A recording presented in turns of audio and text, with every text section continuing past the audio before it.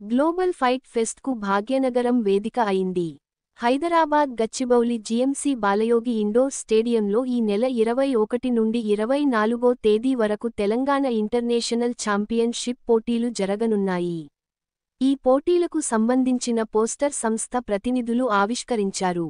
ఈ పోటీల్లో 8 దేశాలకు చెందిన క్రీడాకారులు పాల్గొంటున్నారని, హైదరాబాద్ నుండి 5 మంది క్రీడాకారులు పాల్గొంటున్నారని తెలిపారు.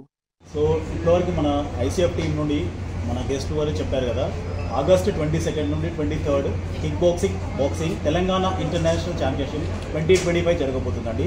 ఇది మెయిన్గా ఏంటంటే ఇంటర్నేషనల్ ప్లేయర్స్ వస్తున్నారు, ఫస్ట్ టైం ఇన్ ఇండియా అండి. ఎందుకంటే ఇప్పటివరకు ఒలింపిక్స్లో 10 కంట్రీస్ 20 కంట్రీస్ అలా పార్టిసిపేట్ చేశాయి, కానీ ఒక ఈవెంట్లో 10 కంట్రీస్ పార్టిసిపేట్ చేయడం ఇది ఫస్ట్ టైం అండి. అలాగే 36 ప్లేయర్స్ వస్తున్నారు ఇంటర్నేషనల్ వైడ్. యూరోపియన్ ఛాంపియన్షిప్స్ వస్తున్నారు, ఏషియన్ గేమ్స్ నుండి విన్ అయిన వాళ్ళు వస్తున్నారు, అలాగే నేషనల్ గేమ్స్లో విన్ అయిన వాళ్ళు వస్తున్నారు. సో ఈ ఈవెంట్ అన్నది తెలంగాణకి తలమానికం అండి.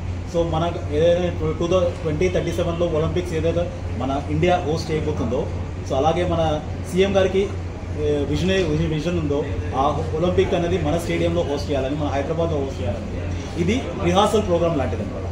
సో ఎందుకంటే ఇంటర్నేషనల్లో ఇప్పుడు మన ఇండియాలో చూస్తే క్రికెట్కి ఎక్కువ క్రేజ్ ఉంటుంది, కానీ బాక్సింగ్, కిక్ బాక్సింగ్, మార్షల్ ఆర్ట్స్కి, ఎంఎంఏకి ఇక్కడ మనం ఇంట్రొడ్యూస్ చేస్తూ 10 కంట్రీస్ తీసుకొస్తే దానివల్ల మనకున్న క్లబ్ లెవెల్ ప్లేయర్స్ ఎవరైతే ఉన్నారో వాళ్ళకి ఎంకరేజ్మెంట్ ఉంటుంది మెయిన్గా.